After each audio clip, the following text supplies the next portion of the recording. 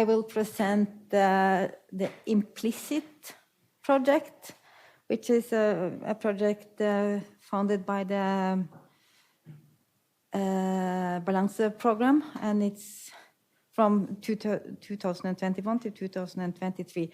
And we have also been struggling with the corona issues, and there's some activities that has been postponed, and we have to do some reconstructions, I think.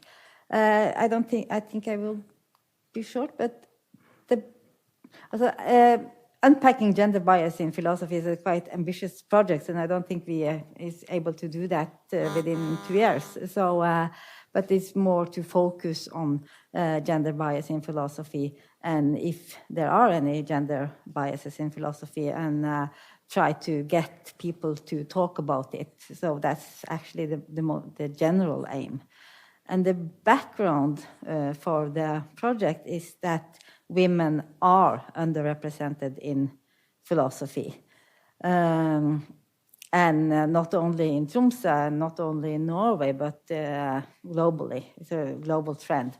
And we had the guest lecturer yesterday, and he was at the philosophy department in Brazil. I don't remember the name of the university, but he told us at his department they were 20 men and 1 woman. And it's has improved in Norway the last 5, 6, maybe 10 years, but there are still underrepresentation. Not only among the staff, but it's also kind of underrepresentation in the philosophical canon, also in the history of philosophy. It's most male philosophers and at the syllabuses, and it's also most male philosophers in the history. And of course, historically, there were more men that wrote and was able to write than women, but there have been a lot of work of trying to find women that actually contributed, but who has disappeared during the history. And it's also, there have been a lot of work. There is a lot of literature about women in philosophy, and there is also some blogs, and there's a lot of information and discussions about women in philosophy. And a trend is to criticize the philosophical culture for being hostile towards women because of its way of argumentation, is that it's a lot of competition, and it's a lot of focus on being genial or being and a lot of focus on argumentation, and that is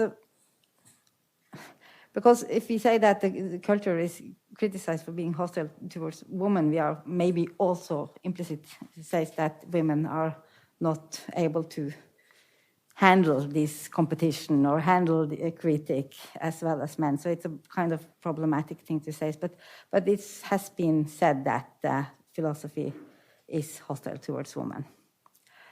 And this topic has been discussed worldwide for a long time.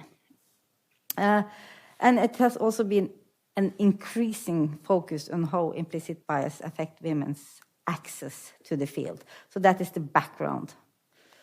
So the aim for the project is more to promote a culture and a work environment that contribute to a reflexive and critical approach towards our own discipline and culture. So a kind of self-investigation in a way. And we have some measures. So this is not all of them, but some of them. One of the measures is to analyze our own challenges. And we have done that by having seminars and guest lectures on implicit bias. And we also had a seminar with some group work on implicit bias and how implicit bias can affect for instance, assessments, recruiting processes, and the concepts of excellence, and also the work environment and the academic culture in general.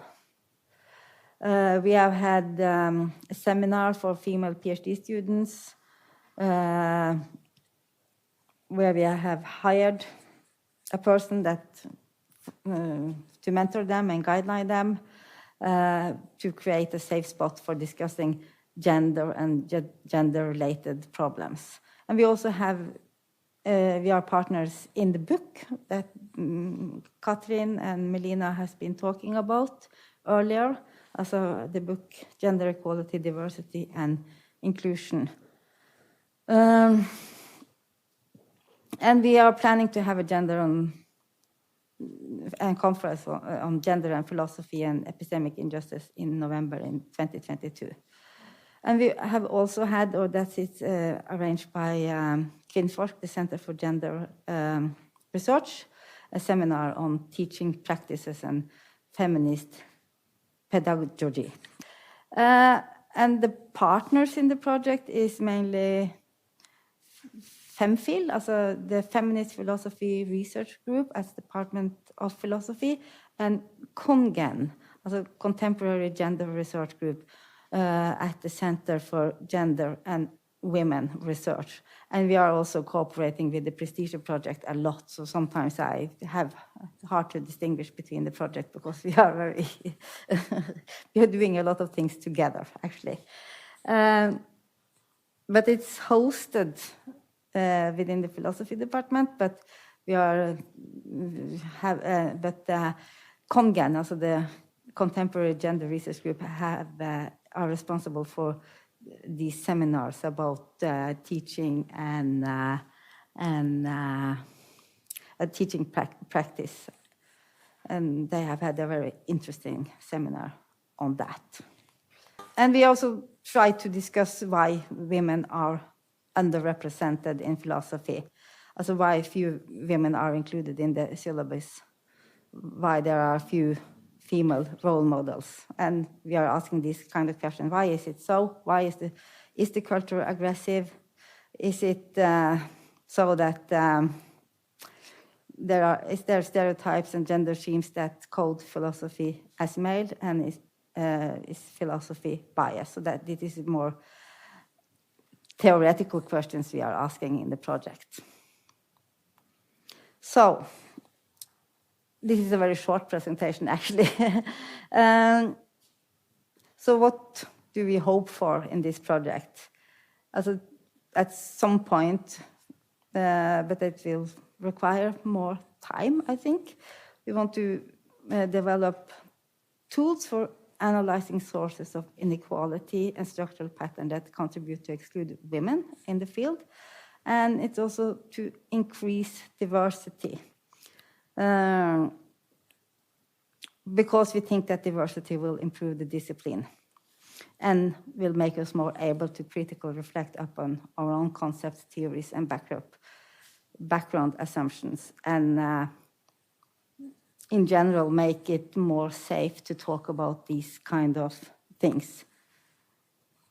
Yeah, that's all I have to say about the project, actually. So thank you.